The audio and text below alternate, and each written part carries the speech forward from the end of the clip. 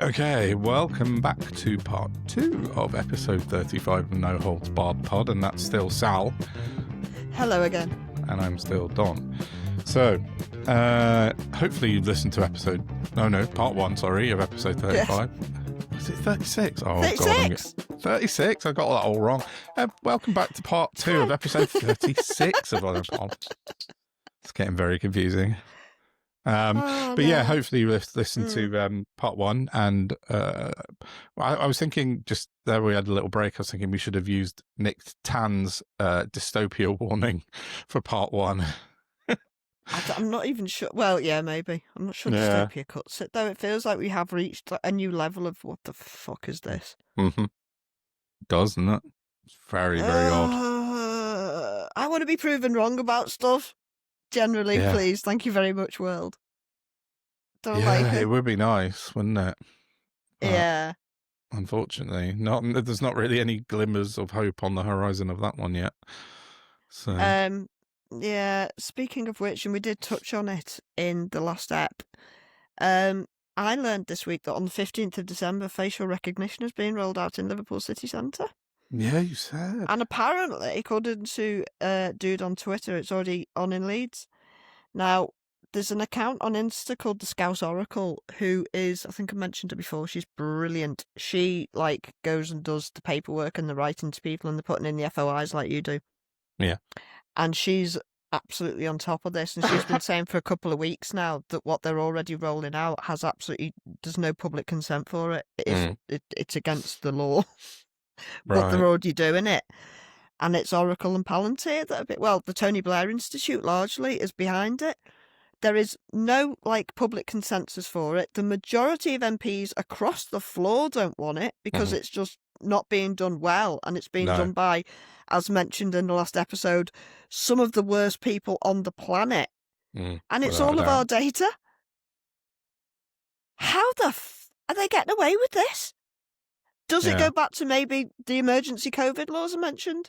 Is that making it... We need to get somebody on who knows what they're talking about. Yeah, a security or a kind of... Yeah, let's put a call out and see if we can get someone in on that maybe in the next few episodes. Someone that does have the horrifying. background in that. If you go and have a look on Double Down News, do a bit about it as well, because they're all over it, to be fair. They're really good. Great source of information. Yeah. It's not good news. None of us consented to any of this. It was not on a mandate anywhere. It's an attack on civil liberties, to quote Jeremy Corbyn. Yeah. But it is. I didn't realise they were rolling it out quite so soon. I heard something on the radio saying that they were considering rolling it out, or they were planning to roll it out across the country, but I didn't realise it was coming quite so quickly.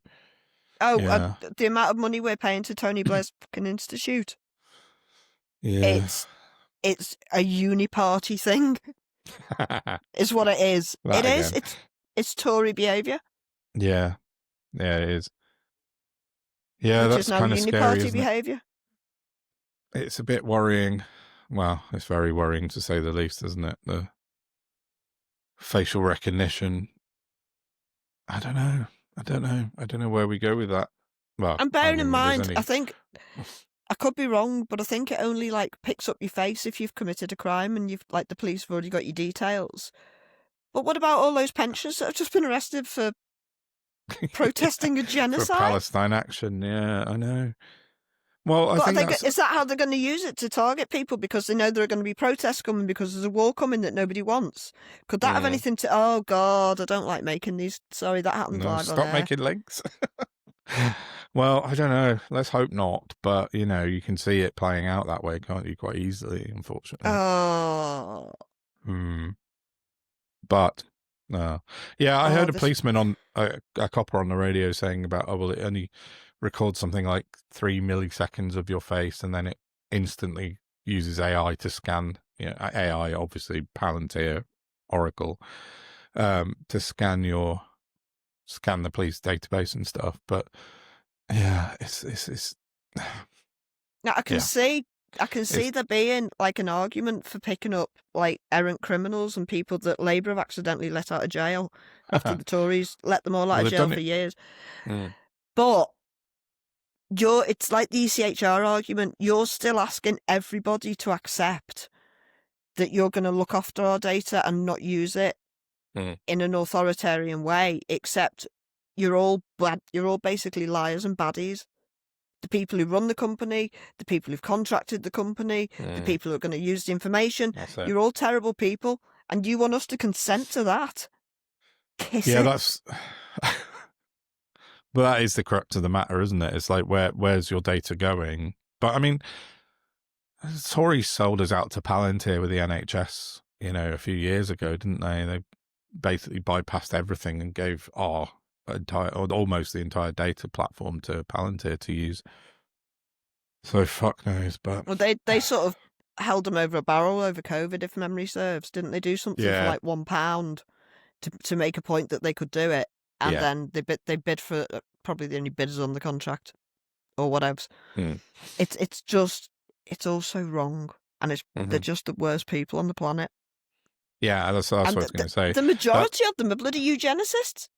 Well, out of the closet eugenicists. Yeah. Peter Thiel's a bad guy. I mean, he's just really dangerous. Musk is bad, but he's not as sinister as Thiel. I don't think. I think Peter Thiel's the one that everyone should be worried about rather than Elon Musk. I think there was shades of the same shit, though. Yeah. Musk's got main character syndrome, hasn't he? Yeah, he really does. I watched an interview with him in the week, and, some of the things he came out with were bizarre, but, he's autistic apparently, and kind of... he shouts about what he does, whereas Thiel does it behind closed doors. Thiel's just really got that James Bond baddie kind of sinister kind of thing that he wants to take over the world. That's how I think Peter Thiel thinks. As the fella underneath him. Oh yeah, the guy that was on stage having a freak out the other day. He was on fucking something. Don't know, it was a stage. Someone came out afterwards and said it was neurodivergent, but he's off his tits. He's just off his... Is it neurodivergent that he's eugenicist too? Shut up. No. Yeah, no, if anyone hasn't seen it, he came on stage at a kind of conference thing, didn't he? And kind of was jumping all over the shop. He's always like that, every time I see him. Is he? Yeah. And a lot of people online said, oh, this guy's off his face on, too much. He's also a horrible cunt, yeah. Is he? Yeah. I didn't actually watch it. He's literally a billionaire supporting eugenicists. So. It's Palantir, isn't it? That's probably part of the job description. Just short of a Sieg Heil. Yeah. So, yeah, no, it's a bit worrying, this kind of potentially authoritarian twist that we're taking in the UK with this facial recognition. And as you said, it definitely has its uses, and I think there's no denying it'll be part of our future, but the crux of it is who owns our information afterwards. None of us have given consent for this. And it's those fucking billionaire James Bond baddies that will hold all our information. FYI, the Civil Freedoms Index that covers like the world has had us down as authoritarian since 2023. Has it really? It's little reported. Funny enough. I didn't know that at all. Are we on that list, are we? Yeah. Oh, yeah. So fascism's the next stage, isn't it? But as long as the papers are telling you everything's okay, you have to believe that. Except it isn't. Who owns the papers? Because you're just gaslighting us. Yeah, I know. Talking of papers, I wrote a list the other day about things that Nigel Farage is currently under investigation / scrutiny for. Settling for this. And basically, at the end of the tweet I wrote, is this two-tier media, and that's what just reminded me of it. But I've written that Nigel Farage is currently under scrutiny or investigation for forgetting to declare his donations to the MP's Register of Interests, forgetting that he didn't buy a house in Clacton, allegedly overseeing electoral campaign overspending, forgetting that he may or may not own a fishing trawler, potentially opaque donations to Reform UK via crypto, allegedly being viciously racist when he was at school, pretending that Reform actually vet candidates, and overseeing a party, take your pick, UKIP, Brexit Party or Reform, that have had allegedly multiple Russian assets. 1, 2, 3, 4, 5, 6, 7, 8, 9, 10 things on my list. You got One of the Alzheimer's? Sorry? Has he got Alzheimer's? Farage, yeah, forgetting all that. 10 things he's under investigation / scrutiny for. One of those things would have been enough to bring down any other MP, particularly in the Labour side or the Greens or, the Lib Dems.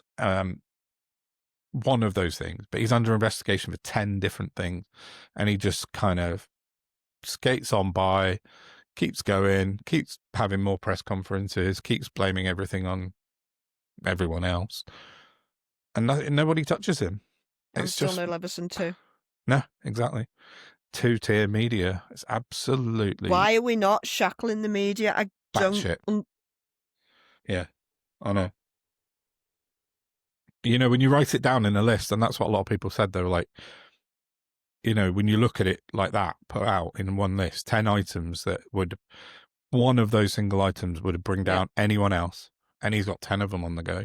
No one cares. And somebody just tweeted that he's just been paid something like 139 grand for 12 hours work by a gold bullion company. Gold Bullion Direct, yeah. There is not a job on this planet that is so tough you need to earn 10 grand an hour for it. Oh, yeah. It's absolutely nuts. Yeah, that's 2 years in a row. I think he's had about 130 grand for being a brand ambassador, literally doing nothing. And getting paid 4 times the national living wage just for that one role. While telling poor people they're greedy. Yeah, exactly. But it's just the blatant ignoring of what he does. He's got the media in his pocket. That's the problem.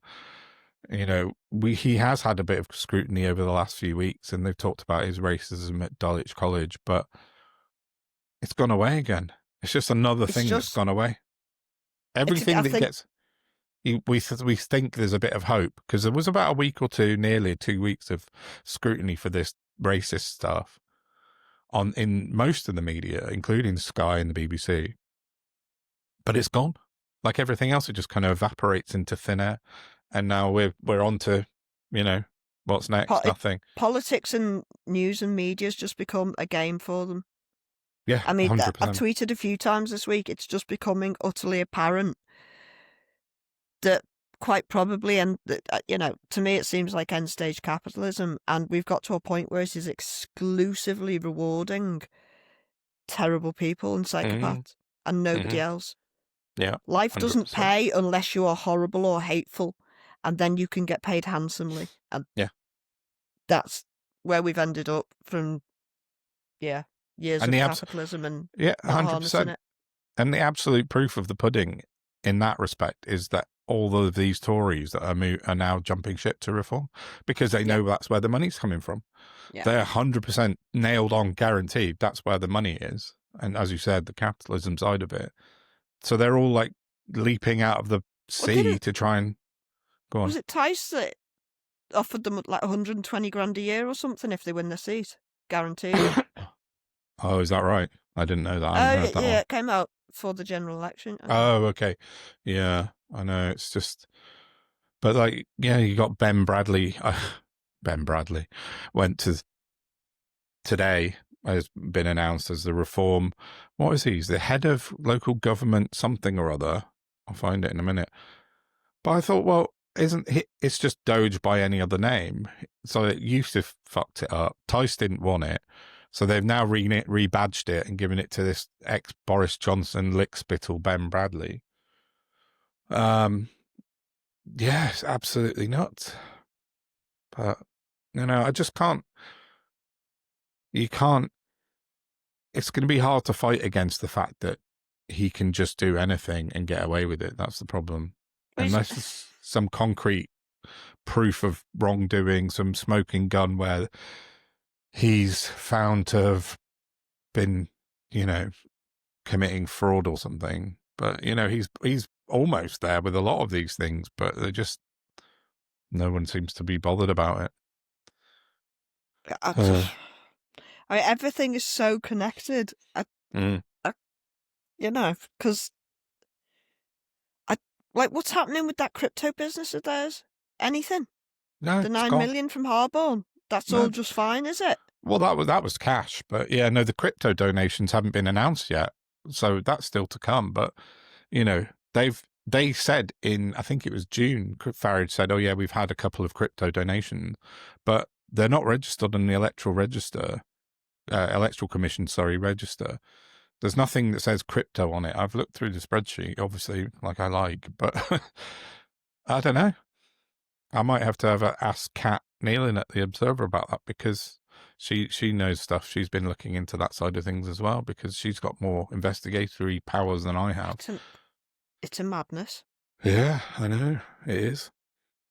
But what can you do? What was he crowing about today? Did you see? Oh, you did see, because I think you put a tweet out about it, like moaning that reform had been passed over for the House of Lords again. Oh, like, no, God, that was hilarious. Zai Yusuf was complaining. Such a bellend. Yeah. He was complaining. He said, how dare they not pick anybody from Reform for the House of Lords? Have they not seen the polls? Yeah, I'm sorry, right. Do you think that's how this is decided? Is that how you think peerages are awarded, Mohammed? Is it? Yes. You fucking imbecile, get out. I know. It's just that, but that's that sort of level of entitlement that they have now. They believe that they should be up there with the Labour Party and the Tory Party. They're trying to fake it till they make it. Yeah, that's it. 5 MPs strong, and they think they deserve places in the House of Lords, for fuck's sake. Piss off. Keep saying it until it happens. Yeah, yeah. But I mean, technically they have got one, haven't they, now? Because that guy in Scotland, Alford, that defected in the week, is a Lord.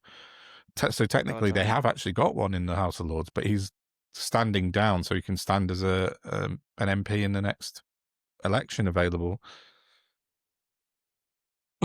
Give so me not only strength. Have they pinched a Lord, so they have actually got one, but Farage did a little video press conference earlier about, it's so, unfair that we shouldn't have a peer. Like, oh, piss off. You've got 5 MPs.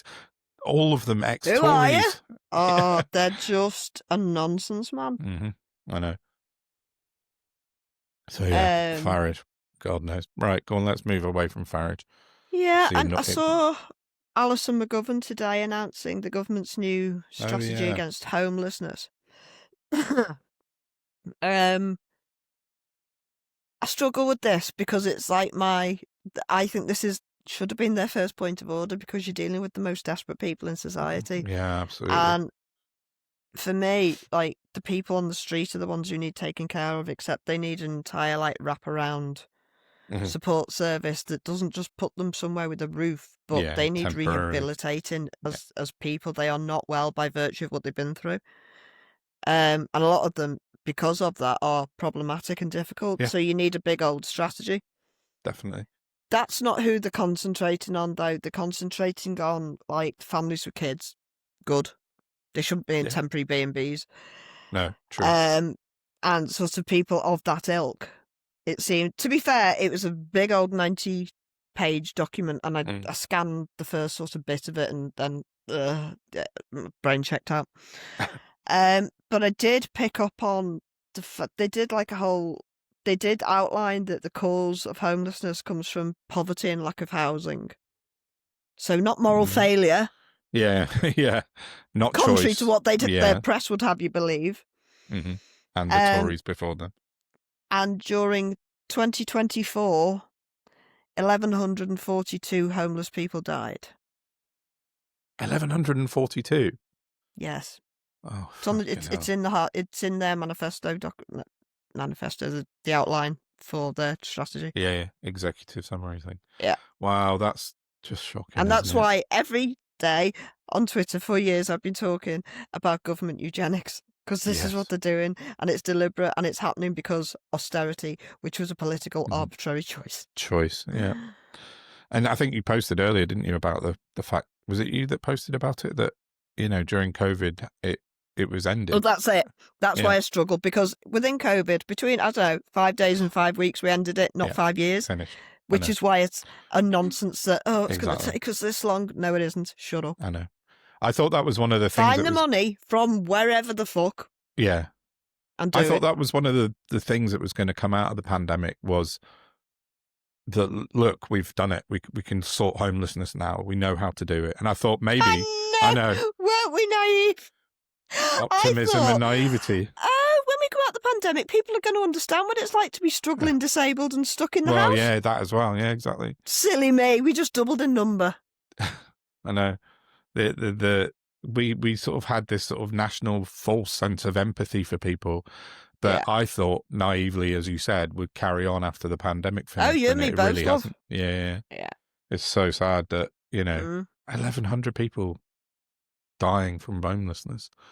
It's just not acceptable in Well, it's 2025, is it? full on propaganda rhetoric. Add austerity equals angry, desperate, exhausted. Yeah. Yeah. Across the board. Mm. Definitely. Definitely. It's very sad. And it has well reached the middle class now, I can tell you. Yeah. Yeah. And Yeah. some I of think those so. people, oh, they've never had it so bad. Yeah. Would be a real shock to the system. Yeah, I agree with you. Where have you been? Yeah, exactly. Exactly. No, it's so sad. Yeah. We didn't learn anything out of COVID, unfortunately, did we? And, even the mask stuff, which we might talk about briefly in a minute, has gone completely berserk this week again, hasn't it? Yeah, it's things like that. I don't pay. Yeah, I try to stick to the people on the edge of life because there's so many people that need help. So I don't news stories about masks and stuff. I'll do whatever. I don't care. Yeah. Do you know what I mean? But It's there's just some people who really don't like them. okay. So just quickly then on the mask thing, I put a post out the other day and about how we've been catapulted back 5 years because the government, no, not the government, but the health sort of NHS have said, if you're not feeling well and you have to go out in public, if you've got the flu, wear a mask, please. They're just asking for a bit of understanding and empathy. And I wrote that. And then 3,200 comments on one post later, I've discovered that there's a full-on brainwashed cult that don't believe in science at all under any circumstances, no matter what you prove them. People don't believe in viruses. They don't, like, one guy said he's studied it, obviously, done his own research. He said, wait till you find out that viruses don't exist. I'm like, oh yeah, go on, please. And then he led me to some bullshit fucking document on the internet that proves in his eyes that viruses are not a real thing. But then there's hundreds and hundreds of people underneath that one little reply going, oh yeah, well, yeah, Don's an idiot. Don believes it. No, these are real people because the way they're responding, you can tell. Do you know what I mean? I think a lot of them are real. And I wrote the following day, this is a cult, a seriously brainwashed cult of people that don't believe in science. They just won't accept like evidential empirical data. It's mad. It's absolutely mad. Literally kicked off this mask polite request. It's not like we're not going into lockdown. We're not having the repeat of the pandemic. It's just like, just don't cough on people, or don't, if you've got the flu and you have to go on the tube, maybe just put a mask on. It just helps a bit. No one's saying they're amazingly foolproof, going to stop the world, but it might help a bit. And it's just a bit of respect for your other, commuters on a train or whatever it is. It's just sad. Very, very sad. So, yeah, that's all I want to say on that. Yeah. Go on then, what else we got? Oh, God. The thing is, a line was crossed for me this week, Dom. Mm-hmm. And, not a terribly, well, not that it really matters, but I know Labour Friends of Israel exist, and I know that lots and lots of people take money from them because they don't give a shit, and I know some people take money from them because they're Jewish and they think they align on the religious aspect. But we all really know what LFI is. It's money for politics, is what it is, from Israel. And, you can have a government who can sort of quietly support an ongoing genocide and have almost weekly protests for over 2 years of hundreds of thousands of people. And you can still stand there and say, I stand with the Israelis because I'm a Jewish person. And we just have to put up with that. But when the Chancellor of the Exchequer stands up at a lunch in front of people and calls herself an unapologetic word for a radical Israeli Jewish person that I don't want to use because we're going to start getting picked up on algorithms soon. Mm-hmm. So I just want to be careful about stuff like that. Yeah. That's a hard fucking line for me. Mm-hmm. And I am tired of saying we've been infiltrated by those people because we just have, and now they're running our government. Yeah. And It was really shocking. I did not sign up for that. No. None of us. No. I don't think anybody did. No, of course apart not. from Luke Akehurst, friends and family. We are so covered in the blood of Palestinians. Mm-hmm. It makes me sick.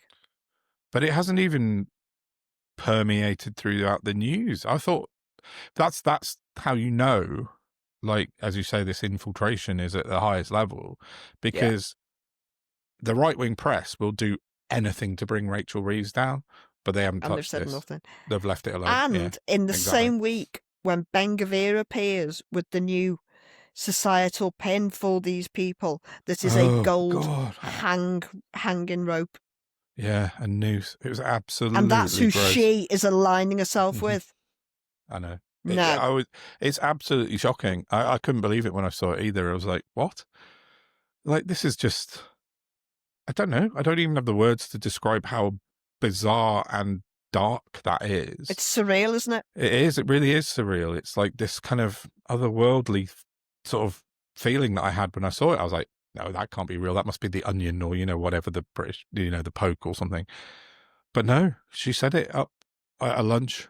And then, as I said a second ago, it wasn't touched by a single media outlet at all. None of them. No one went near it. And, they tried to bring her down over a letting agent, like missing out a box on a form for nearly a week. But this didn't get a mention. it does say an awful lot. And that's how it grows. Yeah. Yeah. I mean, it's just, yeah. I don't want to say too much about it, but yeah, it's just, it's worrying. It makes you want to throw up, doesn't it? Yeah, it's horrible. It's really horrible. As you said, that's our Chancellor of the Exchequer. That's who's running our country. Yeah. That's who's, continuing to kill people that need help and services. Yes. And while giving tech bros tax relief and... It always starts to make sense, doesn't it? It all clicks into place. As you said earlier, the jigsaw pieces match. Everything falls into place when you hear that coming out of the Chancellor's mouth and unapologetically saying that. Bizarre. Yeah, it is. It's like that, though. I was completely and utterly flabbergasted. I couldn't quite believe it either. But then, our media just went, oh, yeah, fine. We'll just leave that be. And we'll just move on to other things like masks. I know. Yeah, it's all very grim. I know we spoke about it a bit in the last pod. Did we cover the Starmer wrangling between Europe and US properly? Not really. I mean, I haven't. No, we haven't. We sort of mentioned it. I said we'll put your sketch in because he is going to have to pick a lane, isn't he? But I don't know. I think I need to do a bit more reading on exactly what Trump's coming plans are. Maybe for next week we can have a bit more detail on that because I'm not across it fully yet. But there's a reckoning coming, isn't there? But if Rachel Reeves is saying stuff like that out in the public, I think we know where we're going to end up, unfortunately. What? With the Trump side, we're going to have to. I was going to say we're going to have to up the protests, but then as we figured out on the last pod, the facial recognition software they've just brought in. Yeah, I know. We're in danger of making some very dark Black Mirror style. I hope we are proven just to be wrong. Absolutely incorrect and wrong. That would be smashing. Thank you very much. Yeah, I know. Don't know what to say. Sorry if anyone's listening and not watching. But this is, do you know what? I think this might be my least favourite record we've ever done. Yeah, and I love chatting with you. But some I dark don't know stuff how this week. to. Yeah, it's hard to navigate this with hope and optimism. All we can say is we're trying to talk about things that might be coming down the pipe, so organise yourself. Yeah, have it in the back of your mind. Yeah. Think about it. I know.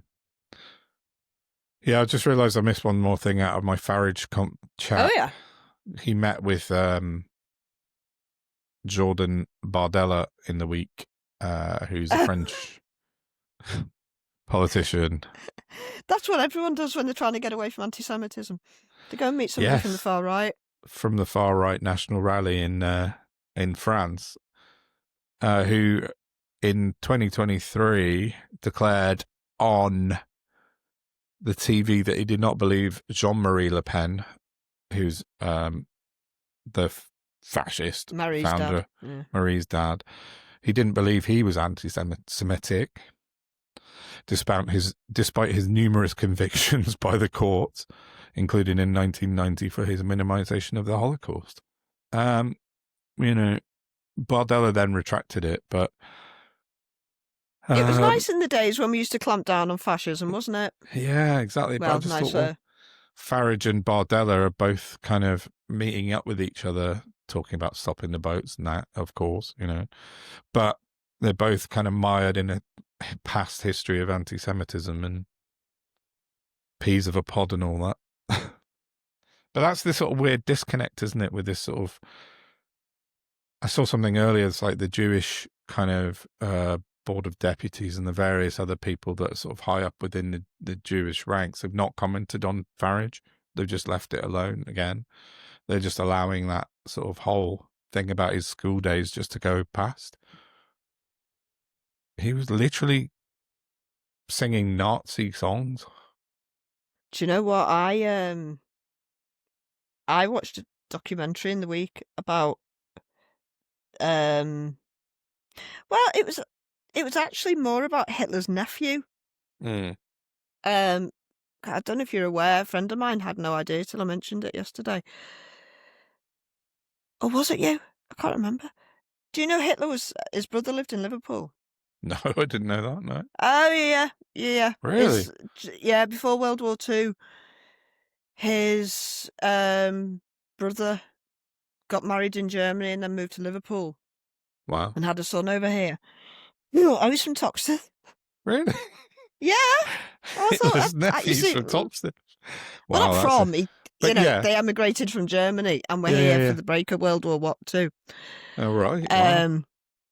Now, I had no idea, but there's an awful lot of speculation around Hitler and sort of where he came from and what he was and stuff. But I've never really paid a huge amount of attention, so I'm taking all this with a pinch of salt. But what I did discover was that his nephew, who was born to the brother that came to Liverpool, right, he went back to Germany and basically turned into a bit of a nepo baby.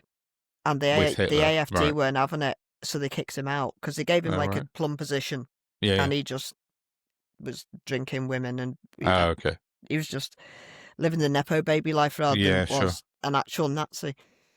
Not proper so Nazi. They booted him out and he came back to Liverpool and then he went back to Germany like a year later and apparently bribed Hitler just before the outbreak of World War II. And nobody knows what the bribe was, but there's a lot of suspicion about that he's of Jewish descent. Right. Speculation. But taking all of this insanity into account, that's not off the table at all. Really. No. Religion's just a shield to these people, isn't it? Well, it completely is.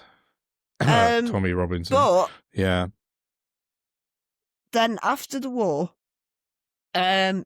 he ended up going to America, where he's still got 3 sons that are alive today, and it's actually it's really sad and heartbreaking. But because of the legacy, and there was genetics as well, I imagine, because Hitler was massively inbred. They were like the Hitlers are like the royals type Right. first cousin marriages and things. Okay. But they are now like in the 70s, living in America, and they're basically recluses who made a pact to never have kids. Really? And it's just To dead end the sad, line. yeah. Yeah. Yeah, because of what they've had to carry. So sad. Wow. And then there's the other side of the family, the sort of faraway cousins and that, who apparently, and it's something I haven't checked out, so that's why I'm saying apparently, they emigrated to Israel after World War II. Oh, interesting.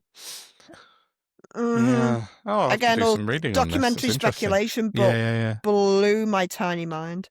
But as you say, like with all the stuff that's going on at the moment, everything's just kind of fluid and interchangeable between the far Logic right has become a new beast yeah. with these people. Wow. God, that's bad. I'll have to do some reading around this and see if I can find And we out. still, but even like Hitler's upbringing, he was what was then regarded as a bastard child. And Alois took him on and married his mum when he was like 5, 7, something like that. Right. But treated Hitler like shit. Yeah. And it actually, I don't know why, but it took me to Boris Johnson. Because but generally it's how these kids get raised, by being battered and being given no empathy, and their survival structures turns them into a monster. You go one way or the other with these situations. You either never want anyone to experience that, or you think, fuck it, I'm going to do it to other people. That's how it's done. And it's where these people manifest from. I'm not making excuses, I'm just explaining it. Yeah, it's a psychological background of it. Look at Farage. How much parental love did he get when he was at boarding school? Yeah. Shipped off. I mean, I think that's a sort of part of the boarding school life. He needed a male role model, and it turned out his pin-up boy was Hitler. Yeah. Apparently so. And, the best form of defence is attack. Yeah, I see that. And if they're attacking people, no one's attacking them. They're fucking shithouses. Farage does it day in, day out, doesn't he? That's his whole ethos, really, is just, oh yeah, something's come out about me, so I'm just going to launch into an attack about whatever I can think of on that day. And do you know what would stop all of this happening, Dom? If we brought in mandatory psychological testing for politicians and people of power. I'm just saying. One day. We've said it a few times, haven't we? But yeah, it would really, it really would weed out the psychos, the nut jobs, and the sort of downright narcissistic. Capitalism. Yeah. Do that. And let's give that a go. That would be nice. Because there's options. There's always options. Nothing is set in stone. We're not splitting the atom here. We're just trying to organise humanity into a decent structure of happiness and health and progression and evolution and things that used to exist, like morality and integrity and kindness and goodness, and just doing things for the right fucking reason, because that's how it works. Better. It would be nice. It would be. Speaking of things working better, can I take this time to issue an official pod apology? Yes, because please do. We had a complaint last week. We did. This is serious. Yeah, it is. I called Bad Enoch a gibbon. And stop laughing, Dom. One of our viewers found that understandably upsetting, because it was, you can see why that would be offensive. Yeah. And I would never, ever want to do that, because that's not who I am. So I have done a trawl of my social media for accountability. In last week's pod, I actually called Jonathan Gullis a gibbon too. Other people I've called a gibbon: Lawrence Fox, Richard Tice, Sarah Pochin, Abject Gibbon. Oh, don't ruin it. Darren Grimes, absolute gibbon. It goes on. Yeah. You see it's lazy. It's lazy, and I shouldn't do it, and I'm sorry. I will try and avoid doing it in the future. So to all gibbons and any gibbon-related people, I will never make that association with you again. I'm sorry. It's not on.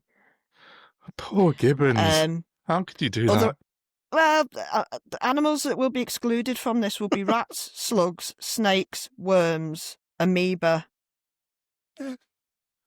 Anything else? No, everything else is probably quite nice. Yeah, but I will try and avoid primates because it's not fair to label them like that. It really is. I know. Yes. I think the complaint was valid, and your apology very well put. So Thank you. sorry to all Gibbons. Yeah. It won't happen again. No. Probably. Maybe. Oh, talking of amoebas. Oh yeah. Did you see Susan Hall in the Oh week? dear God. No, entertain me. Oh, Susan Hall, for anyone who doesn't know, is a councillor in London and part of the London Assembly. She ran for London Mayor against Sadiq Khan last time. She didn't win. No. She's also quite famous for having reported her travel cards stolen, went on lots of media shows to say that she'd been robbed on the London Underground, when it turned out she'd actually dropped it down the side of a tube carriage seat and it was returned to her by a nice man. Oh, it wasn't the first time. She's got a real case of dropsy, yeah. Has she? Has she? 3 times, I think, yeah. Oh, seriously? I didn't know that. But yeah. But that was, yeah. So that's the one before Susan the election Hall. was priceless. I'm being robbed. I know. Oh, it's there. I heard her on the LBC that morning. She's like, "You wouldn't even believe this. I've actually had my wallet stolen from me this morning." And Nick Ferrari was like, "Oh, the state of London tubes." And then it turned out she'd just dropped it down the fucking seat. Anyway, in the week, she put a picture on Twitter of a Morrison's packet of biscuits. And it says, Morrison's 16 mini gingerbread people, lightly spiced gingerbread biscuits. Susan Hall was very angry about this and took to Twitter to say, "Look at this nonsense. No, they're gingerbread men." All right, come on. No. What? No. I can't say what I was going to say anymore, so I'm not going to say it. Okay. Well, I found it very funny. But were there any telltale signs that they were men? There was no genitalia on display. Certainly not on the outside of the packet. I don't know what the inside were like. Maybe I'll have to go and buy some at Morrison. And why the fuck does it matter? Well, exactly. I mean, this is the point. There are people sleeping on the streets, you silly bitch. We're just making fun, but it's just nuts that this is important to someone like that. She's the Carol Decker of politics. Yeah. Cool, that's a bad comparison, but yeah, you're right. Well, neither of them can sing. Yeah, or formulate sentences properly. Oh, it's just mad, isn't it? Like the fake have to laugh. Cancellation of Christmas Brigade have been out in force. Tommy Robinson's been at it today. You see, he put a thing out, a letter from Portsmouth City Council. Did you see it? Oh, do you know? Tell me about it. I couldn't be asked. Well, it was a warning for a resident that they were not allowed a Christmas wreath on the outside of their door in a block of flats. So it was an internal door, and they'd been warned about it because it's a fire risk. And they said, unfortunately, health and safety says you can't have it, so you can't have it. Tommy Robinson took to Twitter to sort of fake Christmas cancellation outrage, going, "How dare they say they're not allowed to put Christmas wreaths on the front of people's doors?" It's like, they've been warned like 6 times. It's a fire hazard. It's just mad. So, I mean, it might be the facade of the building that makes it a fire hazard, but there's someone else said that. I know what you're saying. Yeah, they were like, "Well, do you remember Grenfell?" It's like, fuck's sake, So I don't know. It's just nonsense. This out of hand, this fake outrage. As long as we can let money, as long as we've got people making money purely out of hate and spite and nastiness. I know. What the fuck are we? Well, Jesus, yeah. Talking of that exact thing and that exact person, Tommy Robinson last weekend put out a post about that thing that happened in Guadeloupe. In France. Well, that's what he said. That was the best bit. Yeah, Guadeloupe in France. Where? No, it's not in France, mate. It's a French colony, you fucking exactly. And he put out a tweet saying, "Oh, look, it's happening again, like Christmas market, 10 people dead." When actually no one had died. Not what happened. It was a drunk driver who'd accidentally hit some people on a pavement. and there was a few injuries, but nobody died. And at the time I saw it, had 43 million views on that post. So then he put out, about 4 days later, a correction. He quoted his own post, the lie, and said, "Oh, new information's come to light. I realised this wasn't true." It's like, delete your fucking post then. But he won't, clearly, because 43 million views is a shitload of money from Elon Musk. It's like, this is just outrage farming for cash, and that's out of control as well now. Because monetization of hatred, as you just said, is so easy to do. It's what it is. It's easy cash for these people. Yeah. And that's where we are with X and Twitter at the moment. It's really a dark place where, people are just making up lies about fake terror attacks that never happened and getting paid handsomely for it. Yeah. But yeah. Yeah. I don't know. It won't end well. Yeah. People like Stephen Yaxley Lennon don't give a fuck, do they? They're just like, give me the money. Oh, it just makes me sick. Yeah, he's been in Norway all week promoting his book with a load of far-right Norwegians. He's written a book. Yeah, he wrote a book, and he didn't write it, clearly. I don't think he's got the capacity to string more than 4 words together properly on a page. But yeah, I can't remember what it's called, but it's got a big St. George's cross on the front cover. Of course it has. Obviously, what else was he going to put on it? Exactly. Flags, flags, flags. Exactly. So he's been in Norway, but then he's got this Christmas Carol concert he's doing supposedly in London on Saturday with the far right flag wankers and everyone. I just can't. It's the Christian facade, the mask that they keep using, like you said earlier. Haven't the church come out and said something yet? Oh yeah, the Church of England did actually come out with something this week, and sort of, in a very Church of England way, kind of condemned it, but not strongly, not in any way with any kind of forcefulness or kind of, anything behind it. So until they do properly, fuck knows, Christianity's been weaponized by the far right. That's it now. Oh, that spiraled off from biscuits, didn't it, quite quickly? I don't know. I don't know how we went. Gingerbread aren't biscuits, I'm just saying. Sorry, yeah, gingerbread. I don't want to come over to Grasmere, but we managed to go to Grasmere. Yeah. Yeah, that's nice up there. But yeah, I don't know how we went from biscuits to Tommy Robinson, but anyway, that's where we are. But that's my list for the week, I think, finished. Yeah, I'm done. I'm sure there's lots we've forgotten, but I just feel like we're drowning this week. Oh, what you got? No, I wanted just to read out I wanted to say thank you to some people for our guests that we've had on the pod since we started a few months ago. Because as we said before the record, we've been exceptionally lucky to get some unbelievably amazing people in to chat with us. Yeah. So I just thought it'd be nice to say thanks to them and just name them, and I'll tag them all on Twitter whenever we put this out, because that'd be lovely. Every single one of them have been awesome, and every single one of them is welcome back. So I want to just say thanks to, this is in order of guests that we had since we started. So Esheru, Supertansky, Dr. J. Watt, Gary Trousdale, Dr. Rachel Morris, Liz Webster, Gary Gilligan, Lou Calvi, Chantal, Mr. Ethical, Nick Wilson, James Copper, and Will Kerridge last week. So thank you so much to every single one of them for coming on to us. Absolutely. Your blind faith and trust. Yeah, absolutely. Hopefully we'll get some of them back if they want to come back. And we definitely need to get Gary Trousdale on, because he was on for long, was he? Because we had connection issues.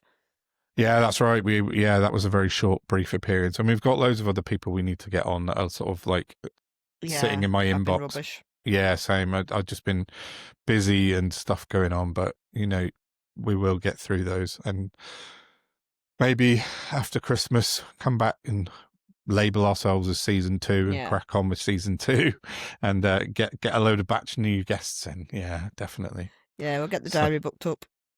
For sure. So yeah, thank you to everyone for watching, listening, and taking part. Those guys that all came in and chatted to us. It was phenomenal. Yeah. Yeah. Absolutely. So I think that's it from me. Yeah, I'm done. It's been a hard, long slog, this one, because it's been so kind of downbeat. Yeah, exactly. So hopefully next week we'll have something a bit more lighthearted. Well, let's, for what it's worth, after you could do just a little like, share, subscribe, like I always ask. Thank you very much. I will just say,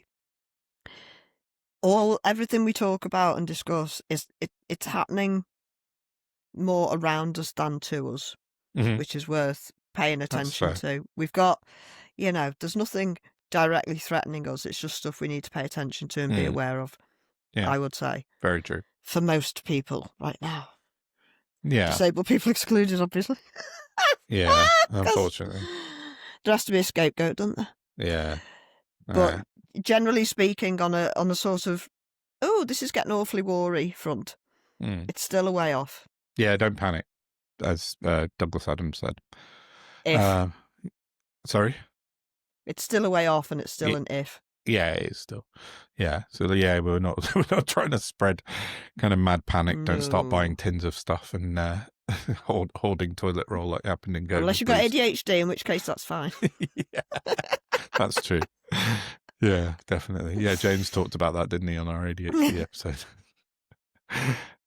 But yeah, no, that's a fair point to make. So yeah, we're not all. It's not all doom and gloom, and yeah. Next week, maybe it can be like end of term. We could bring some board games in next week. Christmas is just around the corner. Yeah. We can all hardly wait or afford it. Well, yeah, that's the problem, isn't it? Yeah. So. On that note. I'm trying to finish with the positive, and then I just pissed on my own chips. You did. Sorry about that, everybody. I'll try it out next week. Yeah. No, it'll be good next week. So I thought maybe we could do like an end of term sort of live stream, possibly on an evening. Yes, you did say that. Idea. Yeah, let's maybe think about I already say that? Well, you kind of floated the idea the other day on message. Yeah. No, that might be worth doing. We could do a live stream maybe next Friday night or something. Yeah. And do a Friday night live stream with a glass of wine and try and get some people involved in the chat and we could do that. Yeah, let's try and do that for next week. There you go. There's we could invite the guests to drop in. Yes, we could. Yeah, we could have a drop-in party. Listeners are being treated to our behind-the-scenes kind of planning session now. Yeah. But yeah, no, that's a great idea. Let's say yes to that. We'll do that for next week for our sort of. Because you were going to tweet anyway, tagging everybody, weren't you? Yeah, I am. So we could double it up as like an invitation to come join us on our. Bring a beer. We can send everyone a link. Yeah. Yeah. Yeah. All right, done. Next week, our pre-Christmas end-of-term episode will be a live stream on Friday night. So there you go. You heard it here first. Better put it in my diary. Yeah, same. We'll start planning and how to work out how to do a live stream. That's well, you've sent me 2 links for them, so. Yeah, that's true. By accident, yeah. Just got to figure out how to do it on purpose. So that'll be the 19th. Yeah. That sounds right. 11th today. Friday the 19th. Yeah, 19th. Yeah, that sounds great. Yeah, let's definitely do that. Cool. Oh. Yeah, so no, it's just occurred to me we didn't thank Maximilian Robespierre for having me on, and also Alex from Sunday Roast, just for purposes of, we're thanking people because it does help promote us, and certainly going on the Sunday Roast helped this happen, because I went on that and I went, okay, I can do this now. You can do it, and that's when you cropped up on X and I went, oh, okay, let's do this. Yeah, that's true. So, thank you to Alex and Max as well. Yeah, definitely. And Phil from A Different Bias, who's forever getting DMs off me asking advice. So. Yeah, fair enough. Not recently. But no. Yeah, he's very good. Yeah, thanks to those guys as well, definitely. Right, let's wrap it up and head off. And we will see you next Friday, apparently, for a live stream. Yeah. Bye. Bye.